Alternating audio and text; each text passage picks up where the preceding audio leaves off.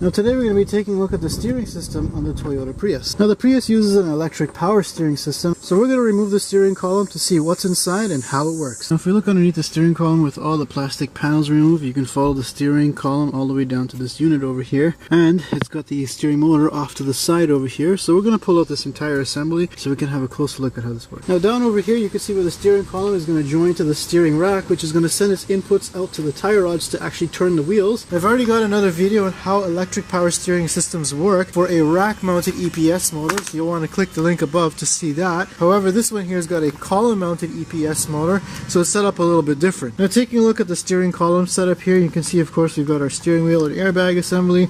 Then inside of here we have the clock spring assembly with your turn signal switch. You've got the column itself. Now this column is just a tilt steering wheel, which means that if you release this here, it will allow this thing to tilt, and then you can adjust it. This one does not telescope, but the real magic happens down over here. Now all of this stuff here, including the motor, remains stationary in the vehicle, and then your steering wheel turns, and you can see the output here is also turning at the same rate as the input. Now down over here you've got our electric power steering motor. Now this just runs off of 12 volts. Now this is actually a torque sensor, which is going to sense the driver's inputs coming from the steering wheel over here, and then tell this computer here how to control this EPS motor in order to give you steering assist. Now looking at this electronic power steering computer, you can see we've got our inputs here that are going to come from the torque sensor. We've got other inputs here that is going to feed other data from the CAN bus on the rest of the computer, such as your braking, your speed sensors and all that. We've got the output here that's going to output 12 volts to this DC electric motor, and then of course you've got your inputs here. Now these use a thicker gauge wire because it is a high amperage application. So now I'm going to start disassembling this steering system so we can take a closer look at what's inside.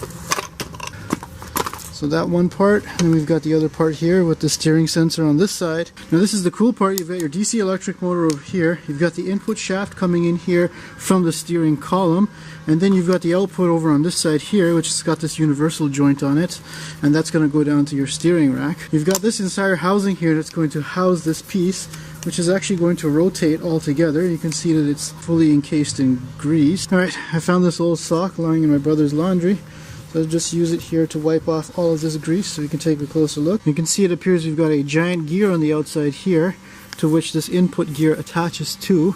And then that is also driven off of a spiral gear by the electric power steering motor. That means that I can still manually steer the vehicle, but then when the electric power steering system wants to add assist, it's going to rotate the motor in order to add torque to the shaft here. Right, if I connect this motor up to 12 volts here, you can see how it spins. Feels like it's got quite a bit of torque to it, but it doesn't spin that fast. Of course, ideally you wouldn't want this motor to spin too fast, and they've done that using this gear ratio over here. There's also of course the gear ratio over here on the steering rack from the pinion to the rack itself, and that's because you perform more torque in order to actually turn the wheels, as opposed to a really quick steering ratio that could cause the car to handle twitchy. We're going to take this apart now. So this is actually not a 10 and it's not an 8. I haven't used my 9mm since the last 10 I used stripped out.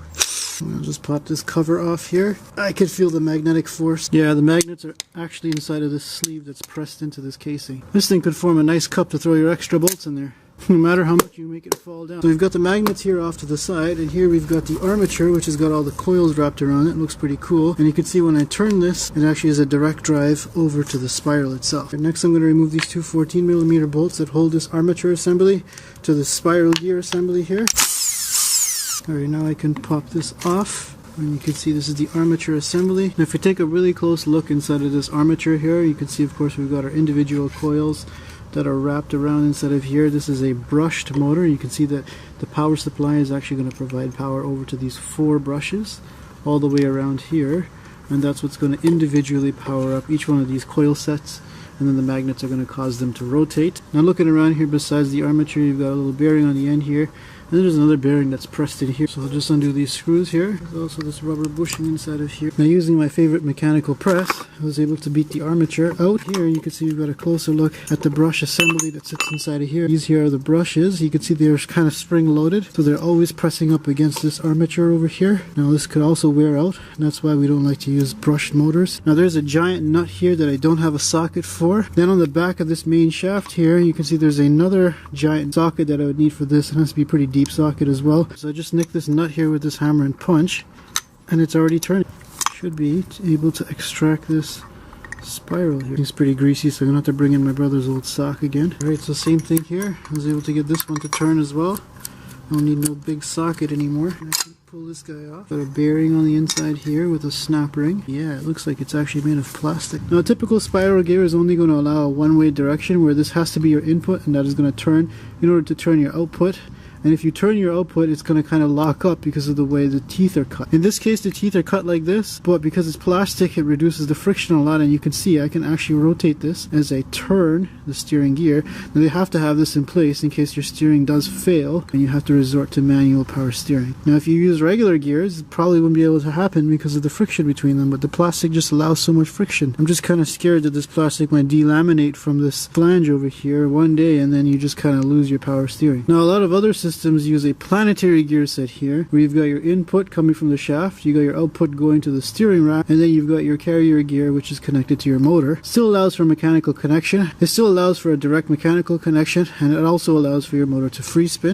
So now that we've seen how the motor works in the EPS system, let's turn our attention over to the steering column. Now the steering column has a couple of functions. Obviously it allows you to turn the steering wheel, but the main thing is that it allows the steering wheel to rotate, which allows the transfer of motion down to the steering shaft. And in this case now we're going to start by disassembling this. You got to take off the airbag connector off. We don't need that anymore. We've already got another video on how airbags work, so check that out linked above. Here you've got this main nut here, which is what's going to connect your steering wheel to the steering shaft.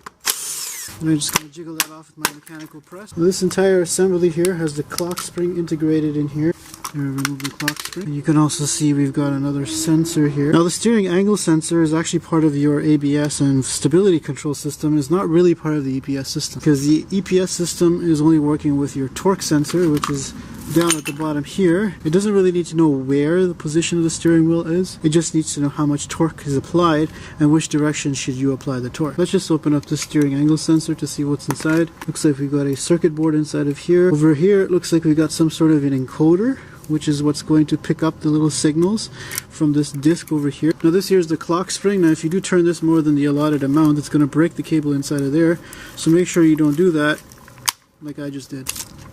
And here it goes. This typically allows you about 5 turns depending on the steering ratio of your vehicle. Now I do have another video in more detail explaining how this works and how to replace it on your vehicle, so make sure you check that out linked above. Now if you check back to my steering column video, you'll figure out how the turn signal clicky thing works in order to cancel your turn signals. And now we're just left with the steering column and the shaft inside. You can tell it's got a bearing on the inside there.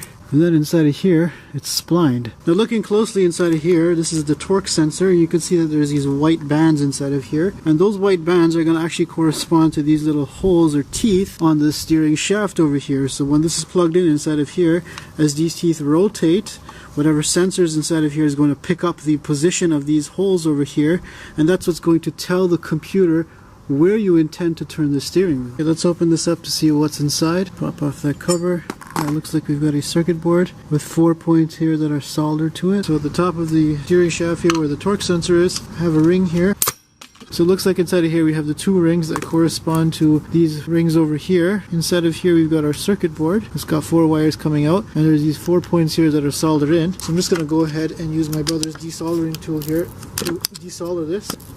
And there we have the circuit board. Alright, and then if you pop out the sensor, this is what it looks like with your 4 connectors that were soldered to your board. Alright, now I suspected there's some sort of coil in here, so I'm going to go ahead and cut this open. Alright, now I'll see if I can peel this apart here. Oh, wow.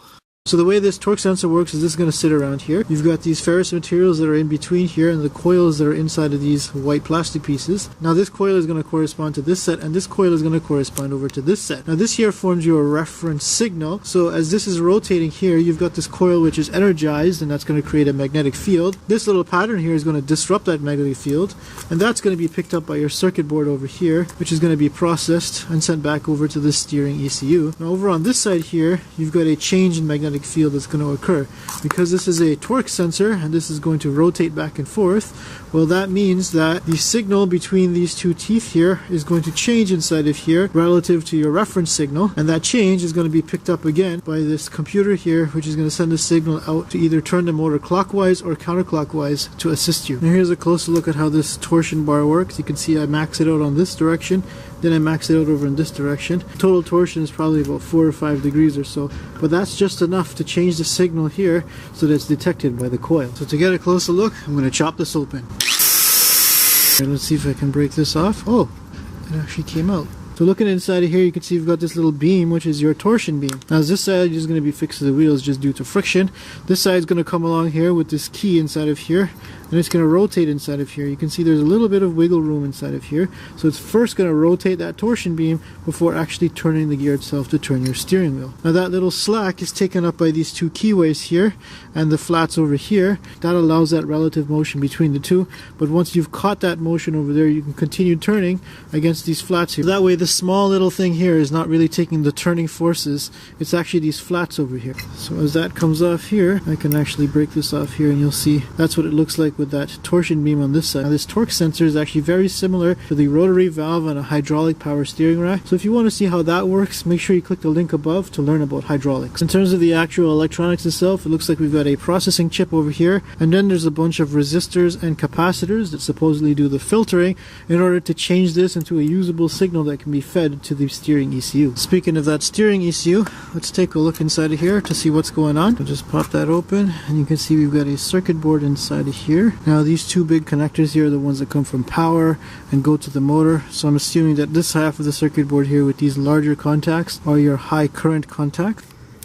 It appears that this part is just a solid chunk of aluminum, feels like a heatsink. Not much else I can say inside of here besides having a couple of these transistors over here, capacitors, an inductor, and some relay. I've read somewhere that some people can actually use the Prius system as its own closed loop system. You don't need any other connections. I've read somewhere that the steering ECU, the motor, and the torque sensor can actually be transferred over to other cars with no extra wiring needed. It's pretty much just a bolt-on style setup. So for those of you who are building a hot rod or a go-kart or something and need electric power steering, this system's pretty simple and something you should probably look into. Now your steering rack is fairly straightforward, but essentially you've got your pinion over here that goes to the pinion gear, you've got your rack inside of here, these bushings that are going to mount it, and you've got your inner tie rod and then the outer tie rod way over here. And I've already done a video on how these inner and outer tie rods work, as well as the steering rack, so if you want to see what's inside of the steering rack, make sure you check out that video linked above. So the next time you want to drift your Prius around the corner, think of all these components inside of the steering system that make it work. Now make sure you follow me on Instagram for more behind the scenes footage, and subscribe for more videos just like this one.